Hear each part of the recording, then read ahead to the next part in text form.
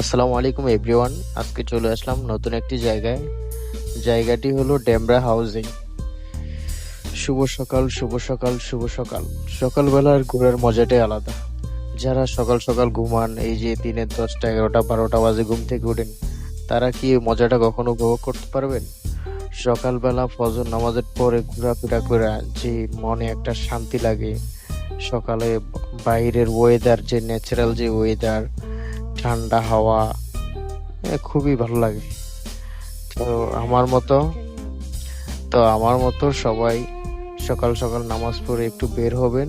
চেষ্টা করবেন প্রতিদিন 1 থেকে 2 ঘন্টা একটু ঘোরার জন্য, ঘুরে আসবেন। এই যে আমি এখন দেখাচ্ছি, এটা হলো যে আমাদের ডেমরা হাউজিং। তো আজকে সম্পূর্ণ ডেমরা হাউজিংটা আপনাদেরকে দেখাবো। আপনারা শেষ পর্যন্ত ভিডিওটি দেখতে থাকুন। আর আমার ভিডিওটি যদি ভালো লাগে অবশ্যই লাইক কমেন্ট শেয়ার করে পাশে থাকবেন। ধন্যবাদ।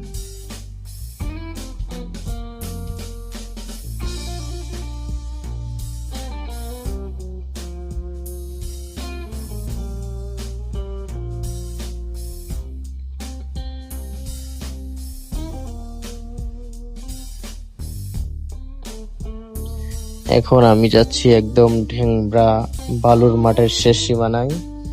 এই যে আশেপাশে দেখতেছেন, এটা অনেক বড় এক বিশাল বালুর মাঠ। এখানে বিকালবেলা বিভিন্ন ছেলেপেলে এসে ফুটবল খেলে, আড্ডা দেয়। আর এই বালুর মাঠে মাঝে মাঝে এখানে মেলা হয়। বিভিন্ন এই যে মেলাগুলা হয়, এই মেলাগুলা হয় এই বালুর মাঠে। এই যে আমার গাড়িটা এখন আটকে গেছে, মানে অনেক বেশি বালুর জন্য গাড়ি হাঁটতেছে না। এই যে কষ্ট মষ্ট আস্তে আস্তে উঠতেছি। আর বালুর ভিতরে তো বুঝেনি, এত বেশি জোরে গাড়ি চালানো যায় না। তা আমি এখন আস্তে আস্তে বালুর মাঠ থেকে বের হয়ে যাচ্ছি।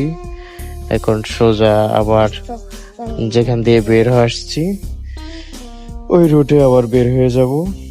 তো দেখতে থাকুন বালুর মাঠটা কেমন, আর ডেমরা হাউজিংটা কেমন। যদি কখনো কেউ সময় পান, আশেপাশে এইদিকে থেকে থাকেন, আমার ভিডিও যারা দেখেন, অবশ্যই এখানে আসবেন, ঘুরে যাবেন।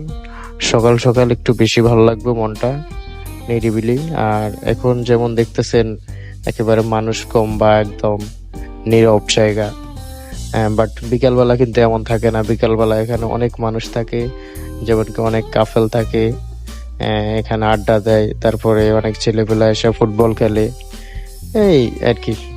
তো বিকেলে আসলে অনেক মানুষ দেখুন, বিকেলের মজাটা আলাদা। আর সকাল সকাল আপনি যখন বাইক নিয়ে ঘুরতে আসবেন একা একা, তো তখনকার মজা